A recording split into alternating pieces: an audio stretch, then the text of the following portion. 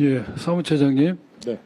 중앙선관위, 시도선관위, 시군구선관위 이렇게 단계가 있지 않습니까? 네. 있어요. 근데 시선관위의 권한과 책임을 규정한 내부 규정이 있지요.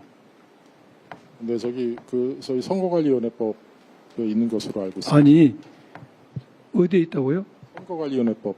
선거관리 이 법 말고 모든 관공서가 법으로만 한 게 아니라 내부 규정이 있을 거 아닙니까? 예.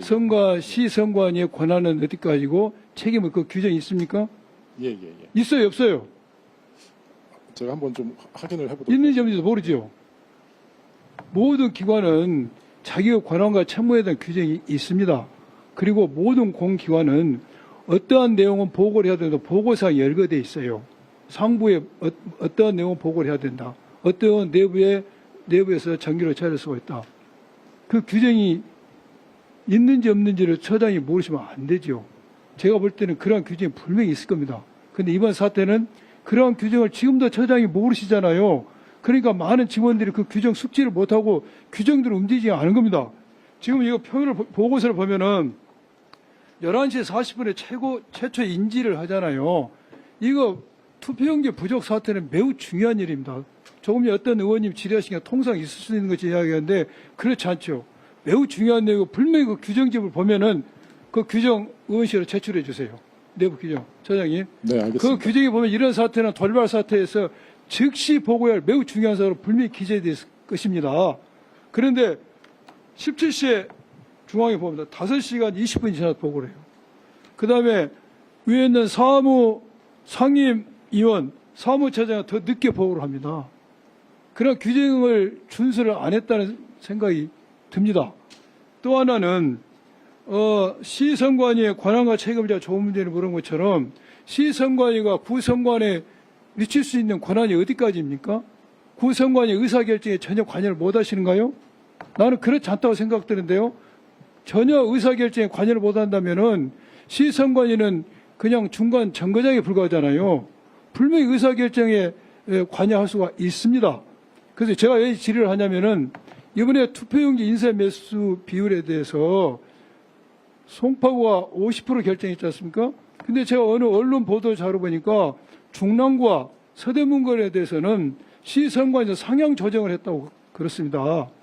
그러면 송파구에 대해서는 보다 더 치밀하게 봐서 50%가 적절한 지에 대해서 공고도 하고 타협을 했어야 되는데 그러한 기능이 전혀 없는가요? 의사결정에 관여 못하는가요? 각 구위원회에서 투표용지 인쇄 비율에 대해서 저희들이 사전에 3월 달에 저희들이 한번 취합을 해서 그거를 공유를 시킨 적이 있습니다. 아니, 그건 다 아는 사실인데 제가 질문의 취지이 뭔지 모르겠어요? 그러한 의사결정에 관여를 못 하시냐고. 모르죠. 그것도 규정을 모르니까. 제가 보고받은 것은 5월 11일 날 보고를 받았고. 사무처장님은 5월 10일 그러한 인쇄 비율을 결정할 때는 사무처장이 없었다는 취지인가요? 그때 이제 구위원회에서 의결을 거쳐서 올라온 거기 때문에 저희들은. 아니, 그때 사무처장 보직이 있었어요, 없었어요? 있었습니다. 예. 아니, 그럼 본인이 그걸 보고 적절치 않으면 공고도 하고 의사결정을 바꾸도록 해야죠. 지금 남의 이야기 하시 그래요?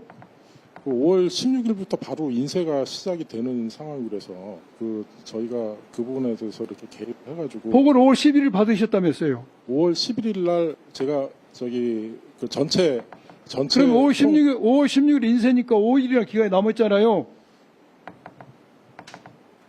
얼마든지 조정할 수 있는 것이고 시선관위가 그러한 기능이 없다면 뭐하러 시선관위가 있습니까?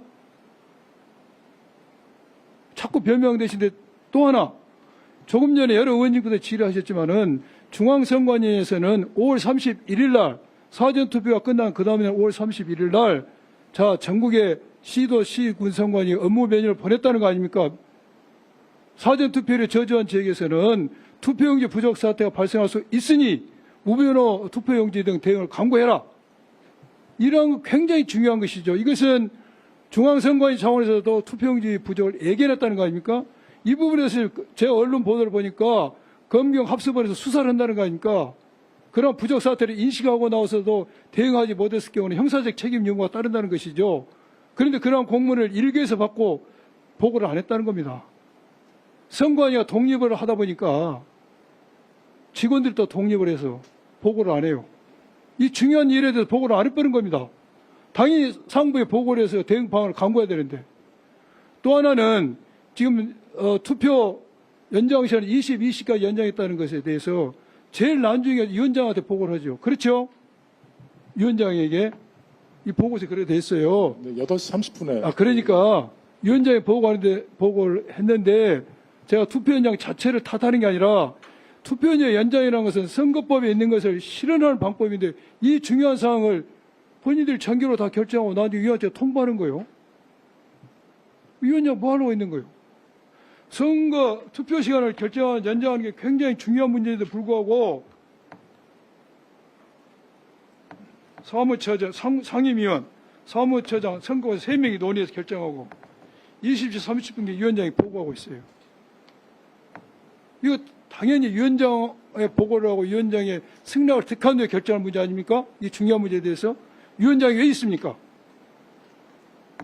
요약하면은 보고 체계가 어떻게 됐는지, 시선관위의 권한과 책임이 어디까지 있는지 숙지하지 않고 있다는 거예요, 지금까지.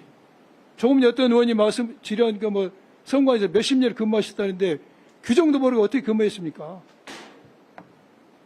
또 직원들도 똑같은 태도예요. 그러다 보니까 보고를 하지도 않아요. 차제에 보고 체계에 대해서 정확히 숙지를 하시고 그러한 시스템을 개선해야 될 겁니다. 그렇지 않으면은 이와 유사한 일이 벌어졌을 때 똑같은 실수를 반복할 겁니다.